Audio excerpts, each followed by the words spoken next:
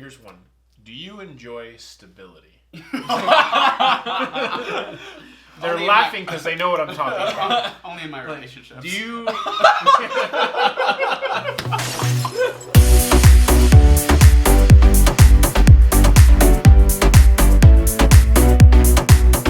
Welcome to episode number 1 of the Cold Call Show, where we share the truth about sales. Doesn't matter if you've been doing this for 10 years, if you're looking to get into sales, or you just had one hell of a day, go ahead and press subscribe and come back for our next show. Today, we're talking about why sales. My name's Josh Calcanis. Been in sales for the last 8 years. Currently fun employed, but I've had both leadership and producing roles. My name is Nick Merrill. Been in sales about 12 months now, and I'm in healthcare tech. My name is Christian Oliver. I've been trying to get money for quite some time now. Done a little bit of entrepreneurship, sales with gaming technology, as well as business services, and now healthcare IT. I'm Brock Mangus. I am a director of business development in the staffing industry, where I've been for the last 7 years. For all you guys who are new here, which is all of you, this is how this podcast is more or less going to work. We're going to have a theme every time we do this. We're going to go through some questions, and hopefully we'll help you guys get some perspective on what it is to be a salesperson. And I think our first big question for all of us is, why did you get into sales? Let's start with the guy who's made that decision the most recently. The newbie. Yeah, so I didn't. I was in college, and I had an outside sales job, walking into 50 doors a day, and I fucking hated it. So I switched my major to marketing. Then I was in marketing for 3 months, and basically the guy who owned this company said, "Hey, I have a job for you in Florida. Do you want it?" And I said yes. Somewhat knowing I was going to be making a lot of calls and emails, and that's how I got into sales, and I've just stayed and kind of liked it ever since. So I kind of fell into it. I feel like that happens to a lot of people. So for me, I started a company out of college selling business services, translation services specifically, and I needed clients. Yeah. So let's call people, let's email them, let's fill out the form on their website, and you just sort of, you have to, right? It's sink or swim. You have to survive in that kind of situation, and then you realize, okay, well, I guess people like talking to me. Occasionally they buy things from me. Let's go from there. That's been me. Like, lately I've been getting a lot more formal sales training, but initially it's just survival. Yeah. And that's a lot of people, especially maybe some of you guys who aren't maybe college educated, or have gone into things like car sales or things like that, where it's just sink or swim, and you just have to sort of fight and survive. I think some of those guys end up being the best. I agree. I got in by accident as well. I was a electronic media art and technology major at my school, and really was getting calls for jobs that I had no interest in after college. And one of my buddies was like, "Damn it, Brock, I keep calling you about these junior graphic design, web design jobs. You're perfect for it. Why don't you want it?" I'm like, "I'm just not passionate." He's like, "You want to come down and be an IT recruiter?" And I'm like, okay, that sounds interesting. And parlayed that into a business development role a year and a half later, and got promoted again to director. So it really was happenstance. There was no plan to get into doing sales activities. I liked the industry I was in. I was making good money, so I continued with it. I think Josh is the only one that really planned to get into sales from education. I've always hated people who always knew what they wanted to do. Josh was selling supplements in the neighborhood when he was like 11 years old. Yeah, I definitely wasn't like Gary Vee, like pulling flowers out of my neighbor's yard and be like, "Hey, Mom." But I definitely was like, I wanted more to get into like medical sales. And I took biology my freshman year, and I was like, well, shit, I can't do this. So how can I get into medical sales without actually learning the physician side of things? But to your point, what you're talking about was kind of interesting. Was you were a digital marketing major. One of my best reps that worked with me on the West Coast was actually a theater major. So it just ties to, it doesn't really matter what you're doing in college or where you guys are at. It's more about the intangibles, which I know we're kind of going to talk about in a second, but like intrinsically what motivates you, what gets you going, kind of thing. So why sales for me ties to that piece is I just need to make money. I was broke. I didn't have money in college and had to figure out a way to make money as fast as possible. And sales is one of the easiest ways to do that because you get to control your income. So. Well, it's funny you bring that up. And more that I think about it, hear you guys talking, it sounds to me that sales is a fucking black hole. And what I mean by that, you can't get out. you can't. So I tried actually. I started that business services company. I said, "Fuck this! I hate this industry that I'm in. I'm gonna go do a coding boot camp." I did one of those. Like, I actually learned web development. I wanted to get a job as an engineer. Freaking week after, I get a call from the gaming company. They're like, "Hey, you have tech background. You have sales background. Do you want to sell technology?" Fine, I guess. Yeah. And here I am. But it's, just because maybe it doesn't seem like the thing you want to do, a lot of times it fits who you are, and I think that happens to some people too.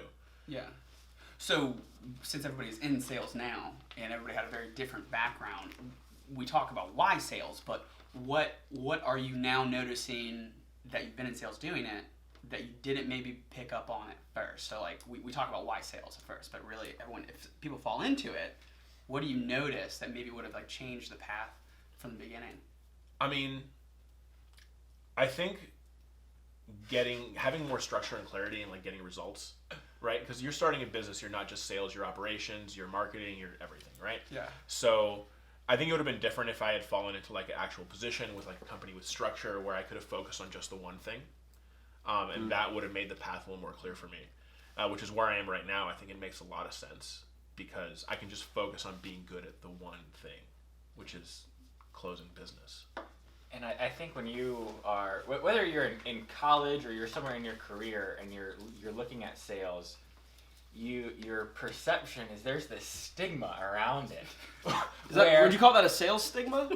You know what? I might, yeah. Great phrase.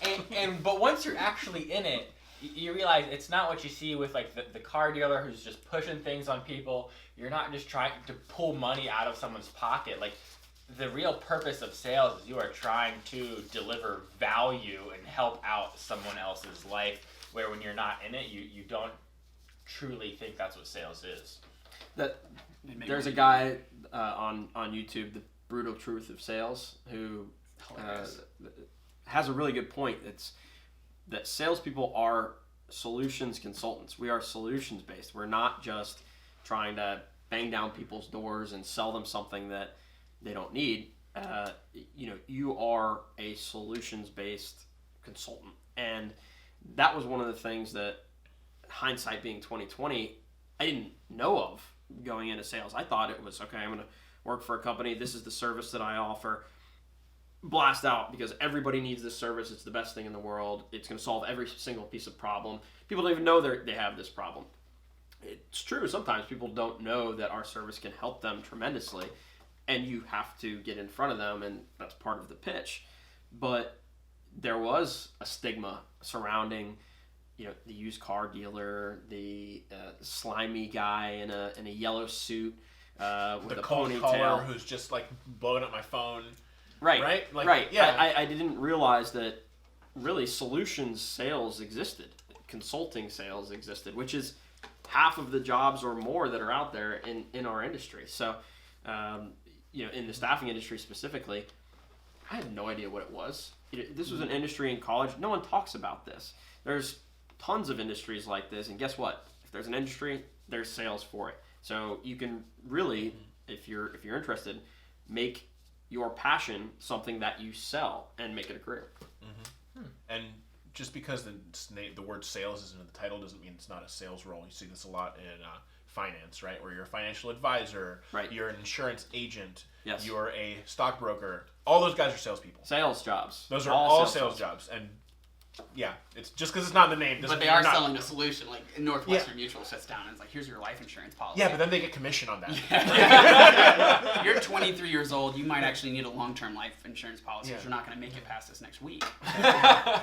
Some of us are riskier than others. Not all of us are. Are you fiduciary? Don't worry about that. Not sponsored by Northwestern Mutual. It's also not the buzzword either. So I get that one. That got really deep, guys. Yeah, I like Very it. deep. Sometimes you need some depth, to some gravitas. All right, so let's bring it back to why should you get into sales or not? We're going to talk about some personality types, some interests in your background that might lead you to want to get into a sales job, or maybe why not?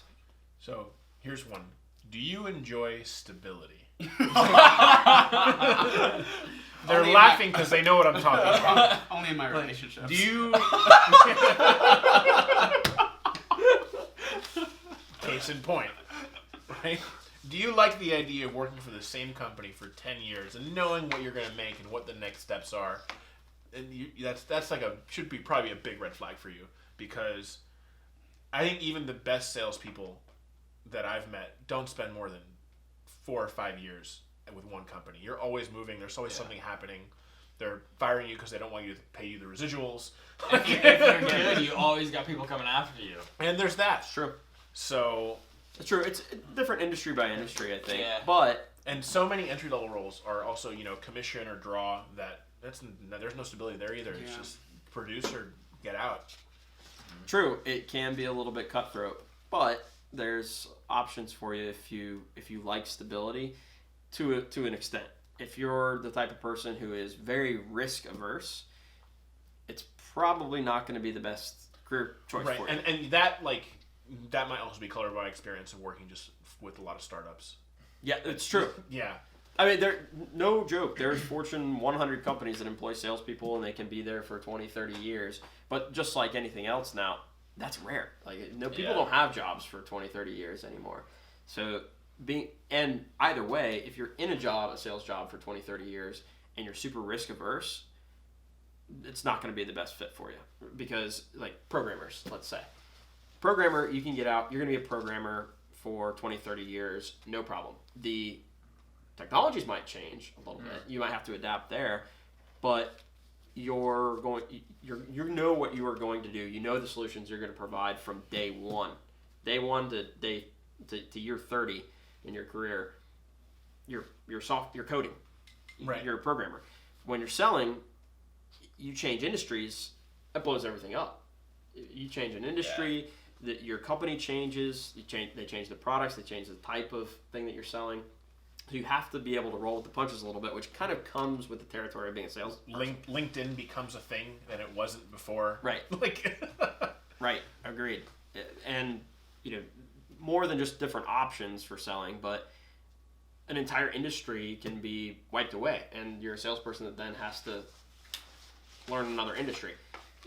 In coding or programming, those things take time. Those are year over year changes that happen. And even then, there's people who are, work with like legacy systems that can just stay in, coding COBOL forever because. Shout out to the RPG developers out there that are doing it for 20 years. All 5 of you. Exactly. That are not retired. No one outside of tech knows what I'm talking about. It's kind of like. It's all right. I got you. I got you. Computers. Yeah. Exactly. But what types of personality traits, if somebody's watching right now and thinking, all right, well, I'm in school, I'm thinking about doing a career change, whatever, sales, is that an option for me? What type of personality traits would you say are conducive to getting into sales? I mean, the adventurous. If you're in high school and you're the class clown, I mean, you probably got the outgoing personality for it. I would say so. Like, that's a hard question, because the personality traits, I've seen really successful people at the company I was with for 5 years that were highly analytical. Like that's just how they operated, and they had a little bit of outgoing piece to it, but really they were super pragmatic. They could look at a situation, just think differently from the person that literally needs a planner to control their life, because they just don't know what's going on. They're not just organized. So very different types of people, like the expressives versus the analytics. But both of those work really well in sales. So it's hard to say what won't work. And I think That's that a good point. people forget sales is a skill that can be learned. Yeah. Right? So personality type aside, I think it's less about what personality types or what innate traits you have. It's about what you value, right? That's why I brought up stability, right? Stability is something that you're not going to find in sales roles. And if that's something you value, then you might want to shy away from that, right? Or you go to the more corporate sales role. Or you're working for 3M. You're working for a company that's been around 100 years. You're going to be around for the next 100, not a startup. If you value creating things, then maybe sales is not the right place for you. You should go down a more engineering or product route, right? But if you value, if you're competitive, you like success, you like being rewarded for your success, then maybe sales would be something to explore, because the skills can be learned just like you can learn to be an engineer. So it sounds like the or nots is a lot more of a gray zone, where the for sure's is if you do like stability. If that's your thing, you should probably Yeah, be an engineer. it's more about what you want than who you are. Yeah. I think. It's a good point. I just derailed this whole conversation. I'm like, for you yeah, guys. but I'm like right on the edge of that, because like I think the stability part is really important, but I definitely think to a lot of the LinkedIn sales gurus that talk about it, like there's a lot of intangibles, right? Like there is the buzzwords. I hate to say it, like the resilience, the persistence, the stuff that I think you can learn, but there's definitely a level of somebody getting kicked in the face enough to say like, I can handle this all day, and it's worth the money on the other side, versus somebody that's like, shit, I just had a rough day, and I'm gonna go chug a White Claw because that's what I gotta do, and then go back to my 9 to 5 the next day. So I think there's definitely like there's certain things within somebody, like the theater major that I was talking about, like a theater major, but she kicked ass in the field. Right. Like, she really loved and valued. Well, yeah, theater. resilience is great, right? So if you're Right. like, I think theater is like a great example. You see a lot of people who are art majors or things like that, right? And baristas in LA. You know what fucking sucks? Auditioning for a role and not getting it. Times Auditioning- 100. Auditioning for a music school and not getting in, right? Or for a group or something. Like, Right. and if you can handle that and keep practicing and keep gaining your skill and keep improving your craft and still go out there and put your best foot forward every time, then you might have a future in sales. Because it's the same thing. It's handling rejection. It's coming back, improving your pitch, and getting the result that you want. Agreed. Another thing that I hate hearing is, oh, if you're analytical, you can't be in sales. There's a lot of stuff out there in the media that portrays salespeople as these super A-type. Glengarry Glen Ross. Glengarry Glen Ross, Boiler Room, Wolf of Wall Street. There's 3 scenes that are my favorite sales scenes of all time in those movies. But at the end of the day, you can be in sales and be a really hyper-analytical, kind of that engineering mindset. You're going to have to learn some different skills, but technical pre-sales. Those guys and gals are going out with sales engineers and designing solutions. And guess what? They often get nice base salaries. They get paid on commission as well. They get paid on residuals sometimes. In the consulting industry, those people are flying around talking to CIOs for, let me design this solution for you. Here's the salesperson. They know what they're talking about with their agreements and statements of work. Now I'm going to get in and design the solution for you and talk tech to tech. So just because you're an analytical person doesn't mean that you're not right for sales, because you're not dynamic enough or charismatic enough. There's all different ways that you can sell. Mm-hmm. Yeah, I was like, being too outgoing or charismatic and the wrong person is just talking about Yeah. sales You can got actually the turn them personality off. you're selling to. Yeah.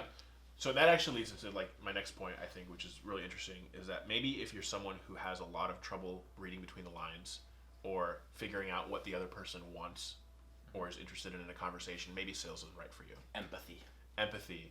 And yeah, it's probably the big one. And can that be learned though? I mean, I think you can learn it to an extent, Yeah. but I mean, it could be that you either are really bad at it or you don't give a shit. Yeah.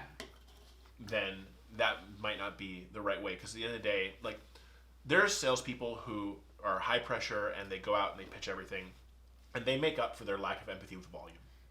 And Sure. that's a way to be successful. The bulldog sales, people. Right? Yeah. And they'll go out there and they'll talk to 1 million people and they'll just cold call 12 hours a day, and they'll make commission and they'll hit quota, right? Because the way they do things lines up with a certain percentage of the population, right? But the great salespeople, the ones who are 2, 3, 4 times above quota, they're the ones that have empathy and can walk into each conversation and tailor their pitch to who they're talking to. That's a good point.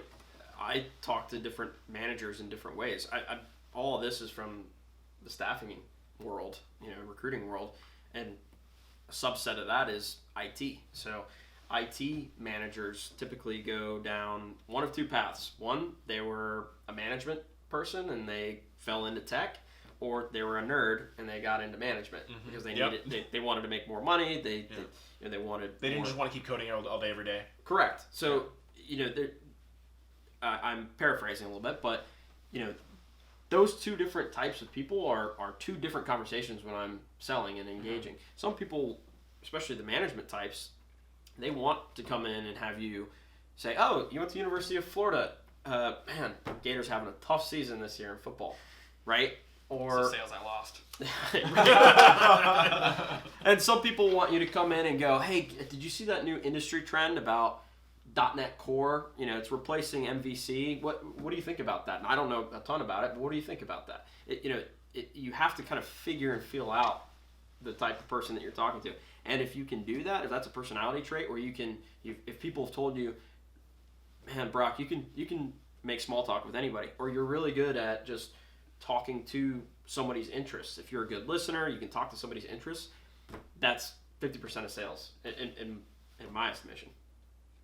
I think it's the listening piece too, because not just interest, but also being able to pivot. And it makes me think about like demos at first, 12 months ago versus where everything had gone right before I was gone.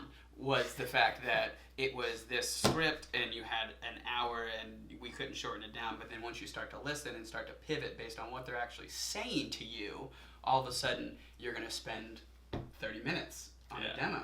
And it connects so much more where that 30-minute demo is actually closing more contracts versus the hour, because we're all of a sudden listening. So I think it has to do with the interest piece of it. You actually know what's going on in the office, or paying attention and empathize with that client on the other side of the table. And then, of course, doing the actual business piece of it, doing a demo, walking through your product, because you're listening and you're paying attention.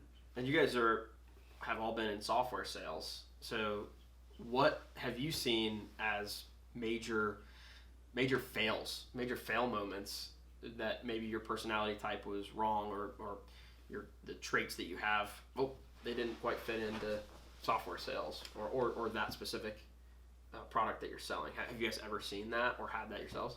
First demos, all of us, I'm sure I have stories. My favorite part is when the product breaks during a demo. That's always for awesome. Technology, software, you never know. Yeah. You just got to keep going with it, though, right? And I think for me, everything we're talking about, the empathy part. So much about sales is time management, right? You've only got so many hours in the day to do all the shit you need to do. And a big part of empathy is reading between the lines when you're talking to someone and figuring out, is this person a buyer or a time waster? Right? Because if you can figure out as quickly as possible, does this person actually, maybe they're giving you a hard time, maybe they don't trust your company, maybe they don't like you, but are they an actual potential client? And if you can figure that out quickly, you can spend your time with the people who are actually worth your time. And like that's the empathy superpower, I think, for a salesperson. It's not so much the figuring out what people want, it's figuring out do they want you at all. Interesting, and I think if you're empathetic, shouldn't conflate that with being overly selfless. Because if people tell you, you're so selfless, you just give and give and give, It's weird. I forgot that happened. Then you're going to get run over. Then you spend half of your day dealing with 3 different people, and there might be 2,000 in annual revenue, when you should be spending that time dealing with your 10 accounts that are going to bring you $1 million in annual revenue. Right. So being selfless is good, maybe in your personal life, but in your professional life, you can get caught up with time being wasted pretty quickly. People do love to waste your time. Oh, God. Personally and professionally. Oh, man. The amount of calls that I've been on where early on in my career, 45 minutes, and, okay, Brock, I need to be a good listener.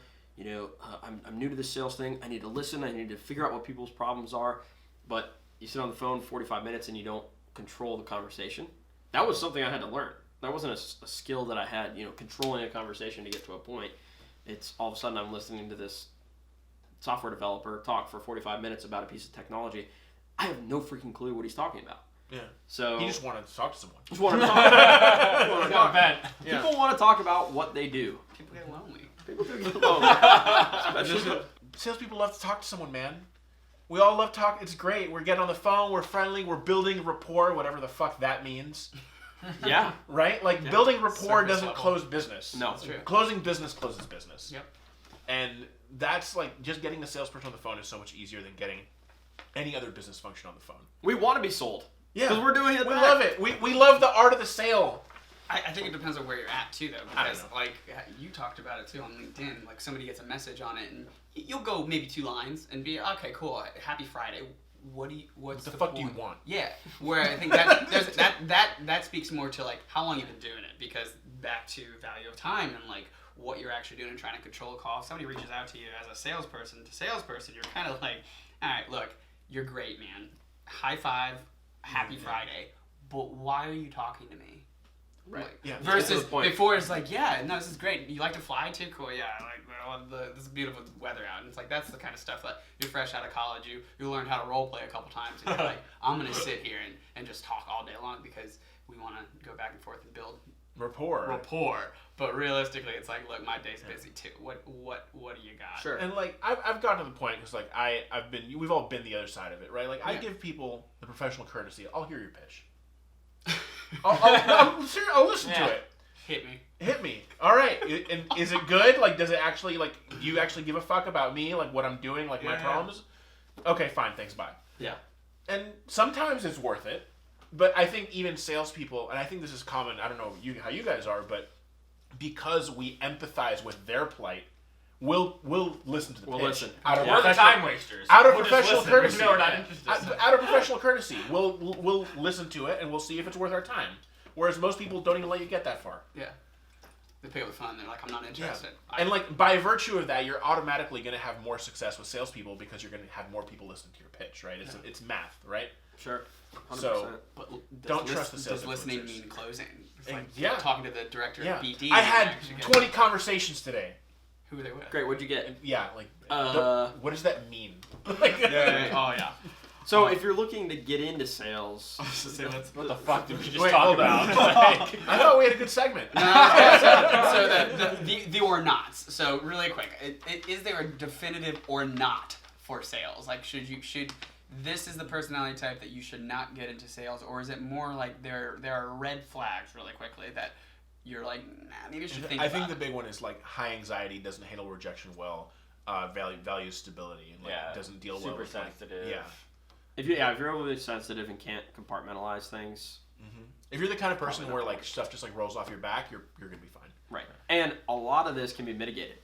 I mean, when I interview people for potential sales jobs, if somebody comes in and they're a little kooky, right? You know, they're a little Can you unkempt. define kooky for me? Kooky.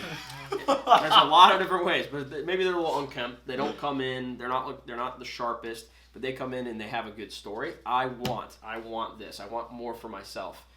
Oh yes. If I hear somebody who's got has a great fallback plan. Oh yeah, I got a marketing degree. If this doesn't work, I'll go to college. I'll go back to grad school. It might be a little bit of a red flag. If I'm hearing somebody comes in and maybe they're not super confident, but they come in and they go, I don't have anything to go back to. I have to make this work for me. I need to support myself and make money. That's somebody who I want to sell. A great salesperson is not someone who's willing to just settle. So Is it desperations? yeah, little bit of desperation stinks though. It does stink. The desperation's great until people can start to smell it. But most of the people that I'm hiring, context, are out of school, 21, 22, Right. 23. You're hiring who- like entry-level recruiter positions, right? who internally, yeah. Okay. Internally. So it's like when I look at people and they're like, no one knows what they're doing. The rare 5% of people who come in for internal interviews for us are like, I know exactly what I'm going to do. I wanted to do sales all my life. This is an industry I want to get into. And it's like, that's 1 in 20 people maybe. The rest, there's some great diamonds in the rough in there that they have no idea. But they come in and they may have they project a little bit of confidence. You can tell they're not really polished. You can tell they're going to need a lot of work. But they don't necessarily have a great fallback plan. It's I can't go back home and live with mom and dad because I'm out. Like they've already told me I can't do it. I need to pay my rent. I need to pay my mortgage. I need to, I need to find a career that's a good fit. I've figured out that sales might be the way to get there because I heard you can make some money and this is an industry that's growing. I can usually wrangle that and give them 3 to 6 months to figure it out. If they don't figure it out, they don't figure it out. Fine. But I can work with a lot of that. So the desperation side is one piece, but then turning that into why you would get into sales. I think there's a difference between desperation and motivation. So Yeah. I was going to say, going Yeah. exactly that direction was the ambition. So like you said something earlier, was like they have a fire. So I think that hunger is not just it's not just the college kids. It's not just True. them. It's people that are at 40 years old that just want to go and crush it. There's still an ambition there. So for the people that are still hungry and want more for themselves, I think are if that's you, if that's part of your mantra during the day, you should check out sales, because the piece to that is that if you want more for yourself, sales is one of the unique places that you can actually go and get it. Yeah. Like where everybody else you have a salary, and that's your and like And then you do retire. good, and maybe in like your yearly performance review will give you a 5% raise. Sales. If you want more for yourself, you can actually attain it. Right. You don't have to sit around and wait for your 401k, which I don't even think those are real things. Especially like like our modern world of no one works at a company for 30 years, right? Right. Yeah. Like, oh, work hard and eventually you'll be rewarded. What that means is work hard and eventually be fucking laid off. Yeah. Yes. Right? In sales, if you actually work hard, you can make more money. The harder you work, the more money you can make, assuming all the other things line up, product, your ability, like all the other stuff, right? But that's, for me, the biggest difference for pursuing sales versus going down an engineering route or something like that. As an engineer, I can put in 60 hours, 40 hours, 80 hours, 120 hours, and I might see that financial reward a year from now, 3 years from now, 5 years from now. I might start a startup, whatever. But in sales, it's the feedback loop is much shorter. Right. And it's what you guys are both saying, it's internal motivation. If you're internally motivated to get more for yourself, sales can affect that very quickly. I mean, you could see results next quarter. Right.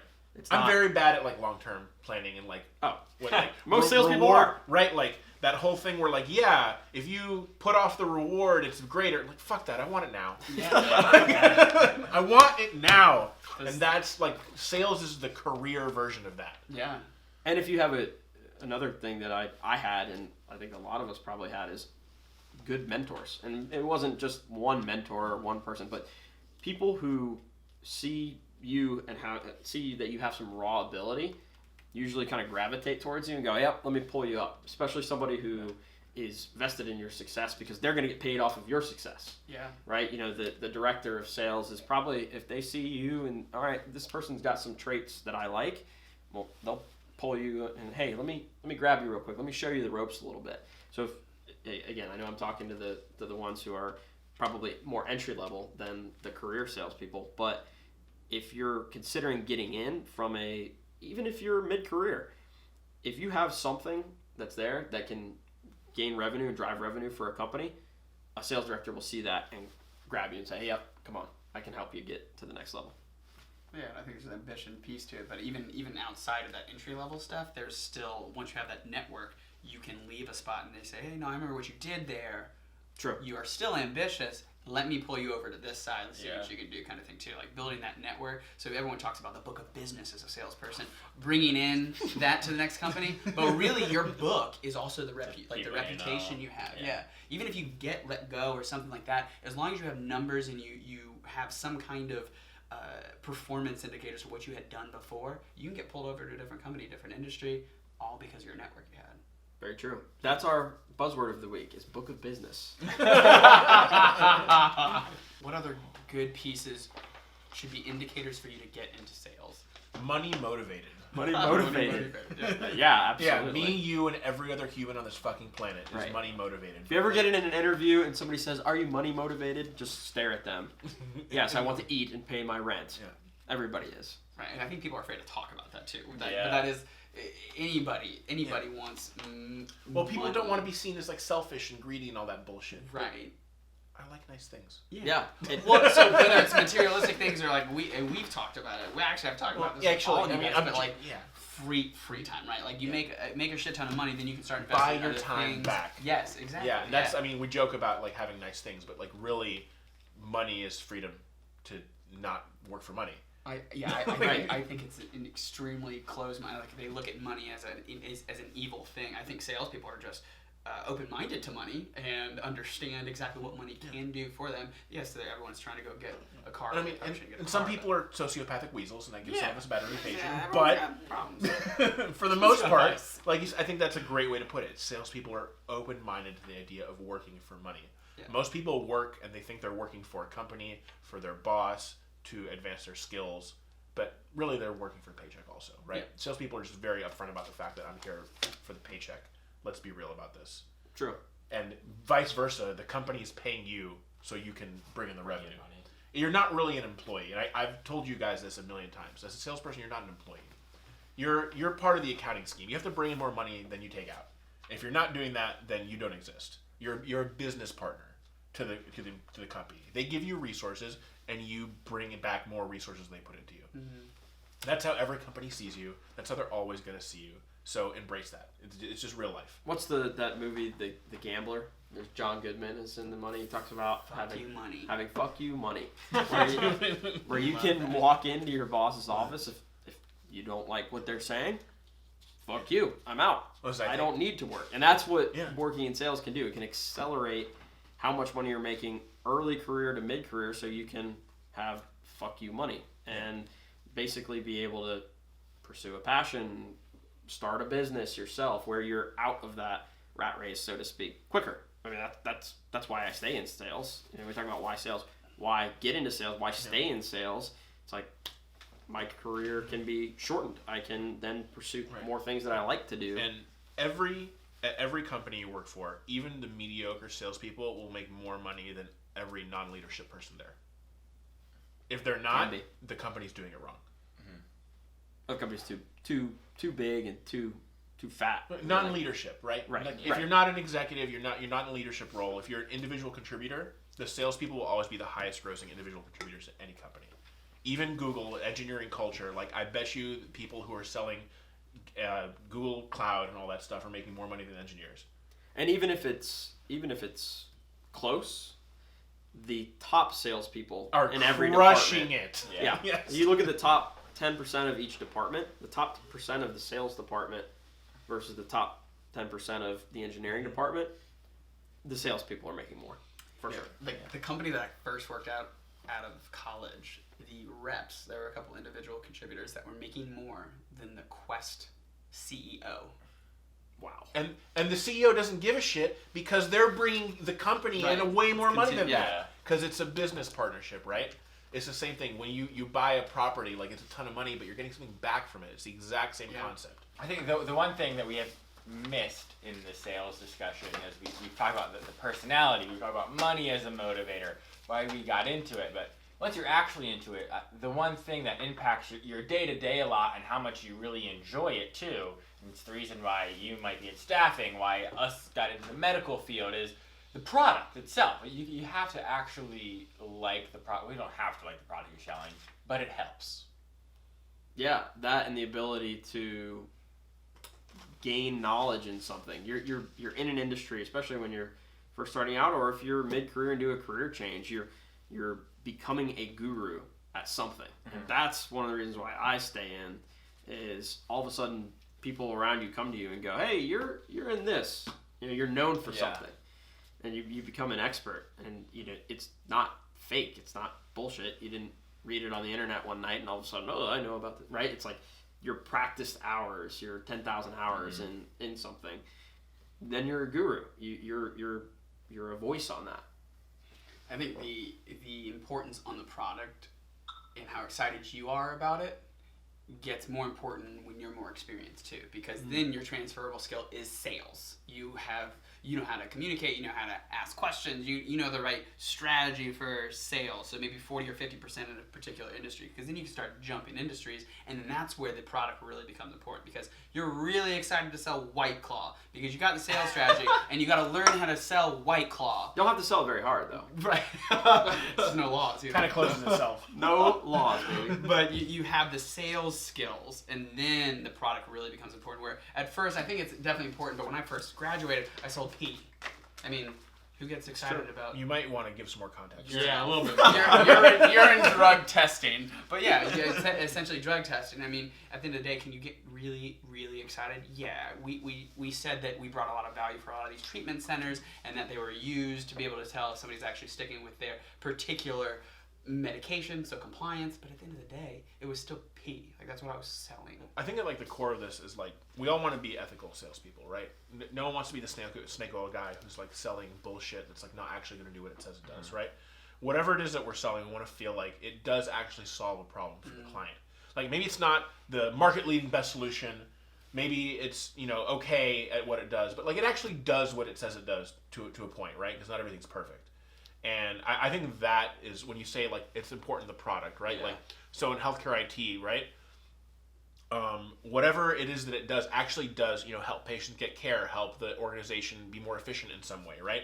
Maybe there's another product that might do it better and for less money, but they're willing to buy from you because they like you or whatever, and it's still bringing them value, it's still solving a problem, right? And that, I think, you need to be, at least I need it. I need to feel like I'm selling something that's legitimately solving someone's problem. If you can connect with the value that you are providing, that's what's important. Because if it's I don't know, some industry where you've never been able to relate to it, or you just don't care. If you are the most religious person on earth and you have never had a sip of alcohol, you are not gonna like selling White Claw. Or just being a more realistic scenario, like a rep for an alcohol distributor. Yeah. Right. Yeah, you are not going to want to be a sales. You're not going to be a Bud Light trying to keep it sales real there, guy Josh. if you are now 3 years sober. I think they call those bartenders, Nick. Yeah. Those are called bartenders. Sponsored by Bud Light and White Claw.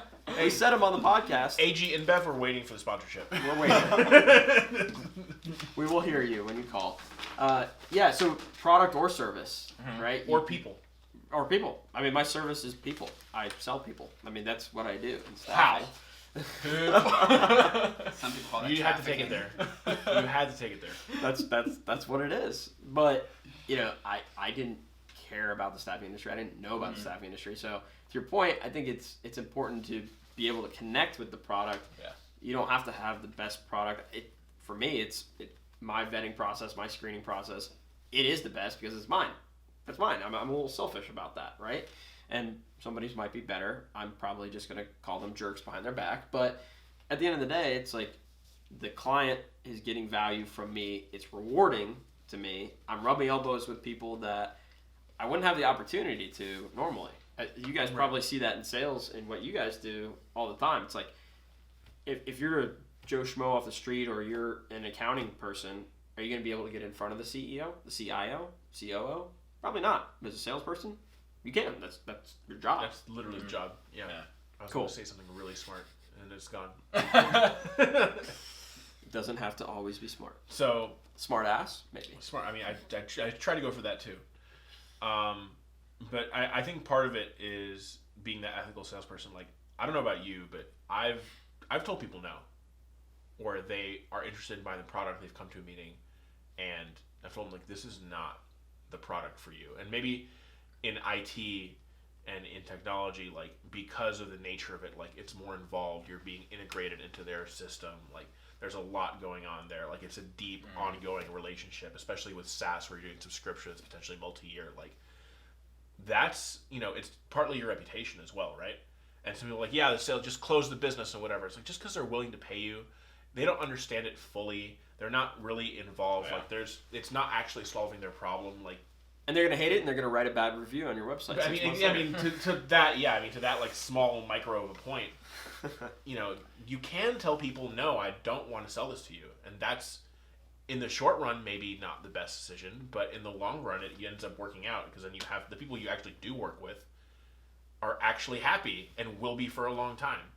Yeah, I think that also comes back down to like product too. So like This type of product. Software as a service, that makes a lot of sense. Where not only do you look as more of a consultant, but you really are taking into account like what do you have on your side. So for telehealth, it's more like what's going on your side of the book, and maybe this doesn't make sense. Whereas you're in drug testing, if you are prescribing Oxy or any, which is primary care, pain management, everybody needed P testing. It was just a fact of, are you actually going to buy into this? And that was, of course, our job. So, like, I think it definitely kind of, you can definitely tell no, but, like, there's much more of that happening on, like, implementation and software as a service versus, like, a commodity, which is also buzzword number 4. Especially like something like a SaaS product that's changing core business processes. Yeah. And, like, you have to keep in mind, the person who's buying from you, if this doesn't go well, it could be their ass. Yeah. True.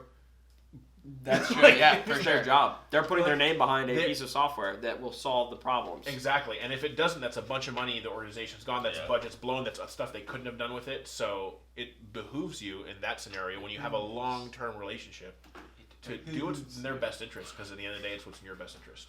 I know. So people talk about ethics in sales, the stigma. Really? I'm trying to help you out, bro.